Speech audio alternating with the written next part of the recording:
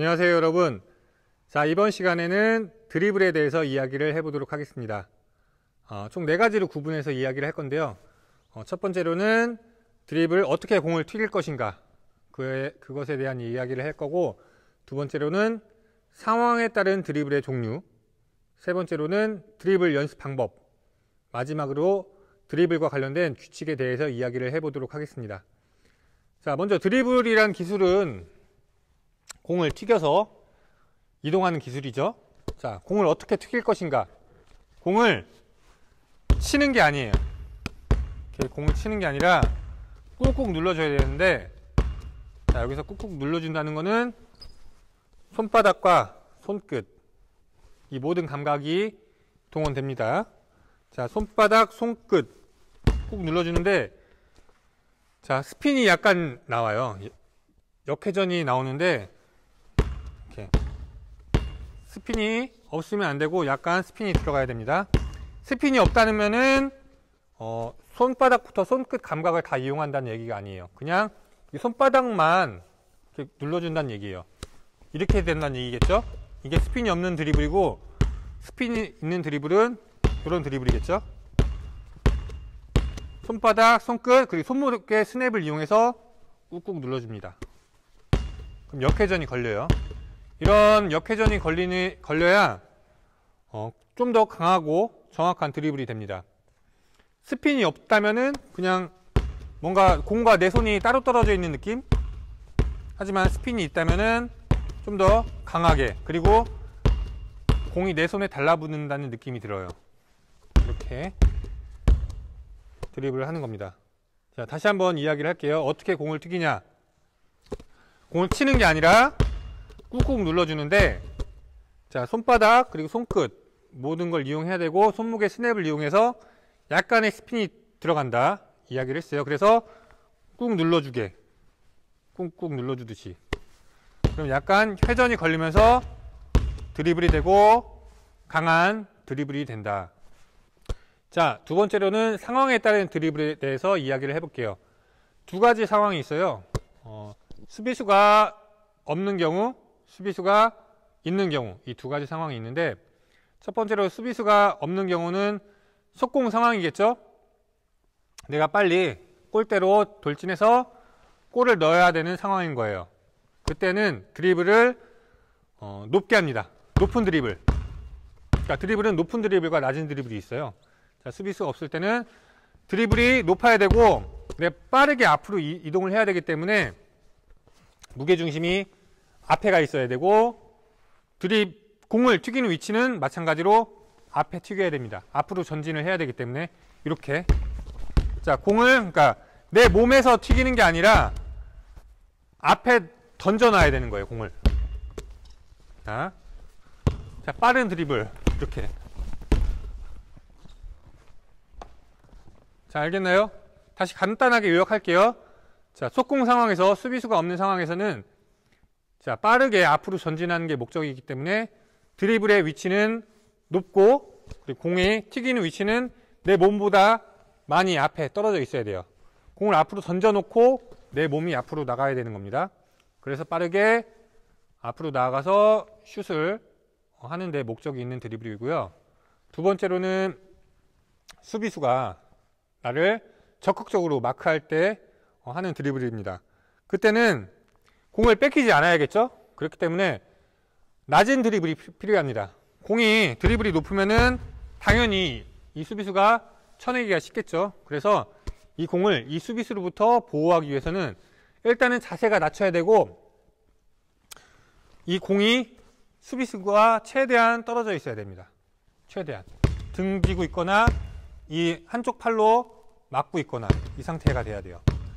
자, 여기서 주의할 점은 낮은 드리블이라고 했는데, 그때 낮은 드리블이라고 해가지고 허리를 숙이란 얘기가 아니에요. 자, 스쿼트 알죠? 엉덩이를 낮춥니다. 그렇게 무게중심을 낮추고 한쪽 손으로 수비수를 마크를 할 거예요. 그리고 낮은 드리블 이 상태가 돼야 됩니다. 자, 여기서 또 주의할 점이, 아까 높은 드리블이든 낮은 드리블이든, 자, 시선은 공을 쳐다보면 안 되고 정면을 응시해야 됩니다. 자, 높은 드리블을 할 때는 앞으로 갈 때는 공을 쳐다보는 게 아니라 골대 앞에 정면을 응시하면서 가야 되고, 수비수가 있을 때는 공을 쳐다보는 게 아니라 수비수를 견제해야겠죠. 그러니까 공을 보지 않고 드리블을 할 수 있을 정도로 충분한 연습이 필요한 거예요. 자, 두 가지 상황 모두 알겠죠? 수비수가 없는 상황에서는 높은 드리블, 그리고 시선은 정면을 바라보면서 빠르게 앞으로 이동을 해야 되는 거고, 수비수가 있는 상황에서는 무게중심을 낮춰가지고 낮은 드리블을 하고, 한쪽 손으로는 이렇게 수비수를 견제하고 한쪽 손으로 드리블을 한다.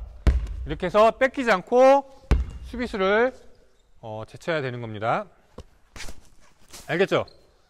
자, 세 번째로는 드리블 연습 방법에 대해서 이야기를 해볼게요.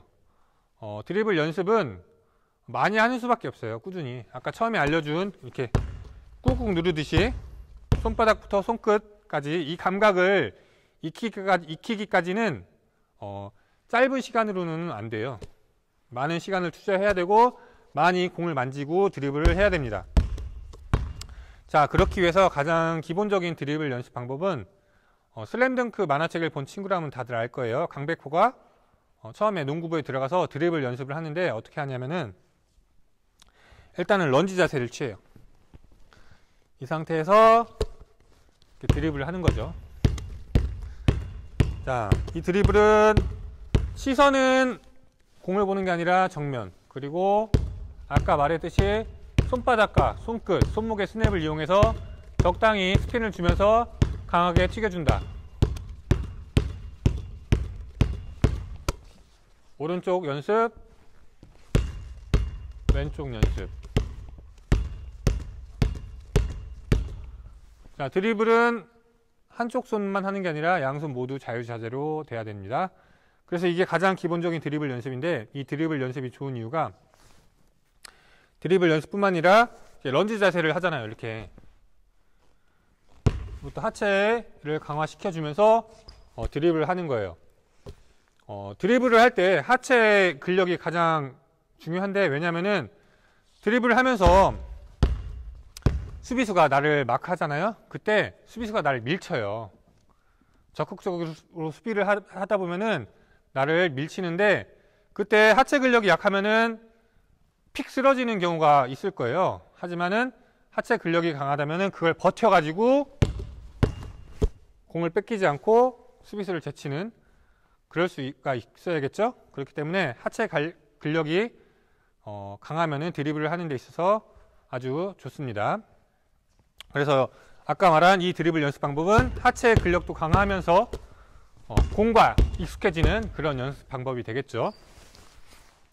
이렇게 연습을 하고, 또 이게 또 익숙해지면은 양손 드리블 연습을 해야 돼요. 한쪽 손으로만 하는 게 아니라 드리블은 양손 다 익숙해야 된다고 했죠. 그래서 크로스 드리블 연습을 할 건데, 이 연습은 자, 다리를 어깨 넓이보다 조금 넓게 벌려주고 자세를 낮춰줍니다.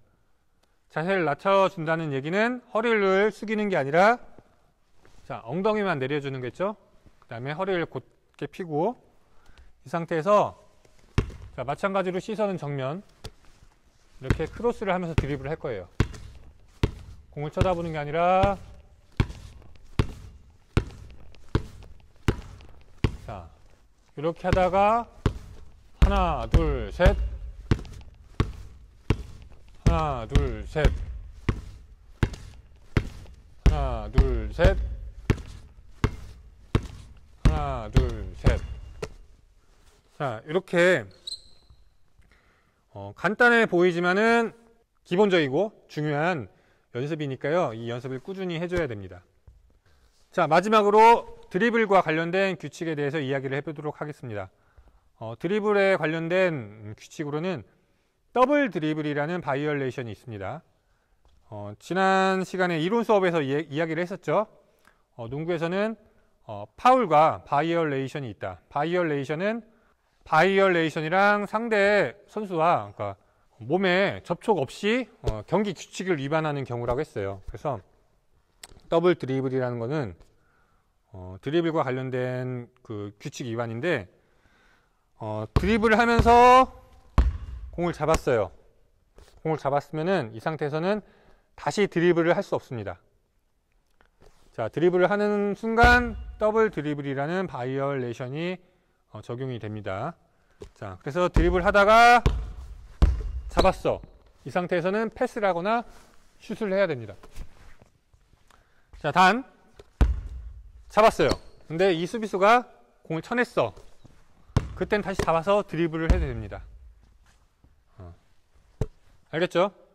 더블 드리블은 공을 처음에 잡고 튀기다가 잡았으면 다시 튀길 수 없다. 자, 이것만 알아두세요.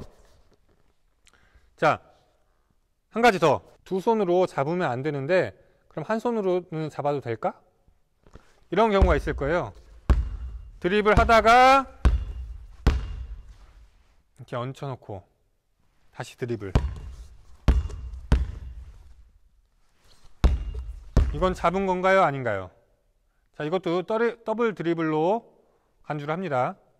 이렇게 했으면은 대놓고 이렇게 잡고 다시 드리블을 하면 안 됩니다. 알겠죠? 자, 그럼 오늘 이야기한 거 간단하게 요약할게요. 자, 일단 공을 튀기는 방법은 공을 치는 게 아니라 꾹꾹 눌러주는데 손바닥부터 손끝까지 그 감각이 공에 전달돼야 되고 손목의 스냅을 이용해서 약간의 스핀을 주어주면서 드리블을 한다. 이렇게 이야기를 했고, 두 번째는 상황이 두 가지 상황이 있는데 수비수가 없는 상황, 속공 상황, 빠르게 드리블을 해야 되는 상황이에요. 그때는 높은 드리블, 그리고 몸이 앞으로 이동을 해야 되고 공은 먼저 앞에 처 있어야 됩니다. 공이 먼저 앞에 나가 있어야 빠르게 드리블을 해서 앞으로 이동을 할 수 있다는 거 이야기를 했고요. 두 번째로 수비수가 나를 적극적으로 수비할 때는 공을 뺏기지 않고 수비수를 제치는 게 목적이기 때문에 자세를 낮춰야 되고 드리블도 낮춰야 됩니다. 그 상태에서 한쪽 손은 드리블을 하지 않는 손은 상대 수비수를 견제해야 되고, 자, 시선은 공을 쳐다보는 게 아니라 상대 수비수를 견제해야 된다고 했죠. 자, 세 번째로 드리블 연습 방법에 대해서 얘기했는데 선생님이 아까 말했듯이 런지 자세를 취한 다음에 공을 튀기는 연습을 하고, 그 다음에는 다리를 어깨 넓이보다 넓게 벌려준 다음에 허리를 약간 숙이고 크로스 드리블 연습을 한다. 시선은 정면. 자, 일단은 이렇게만 드리블 연습을 하면 됩니다. 마지막으로는 더블 드리블에 대해서 이야기를 했는데 더블 드리블은 바이올레이션이다.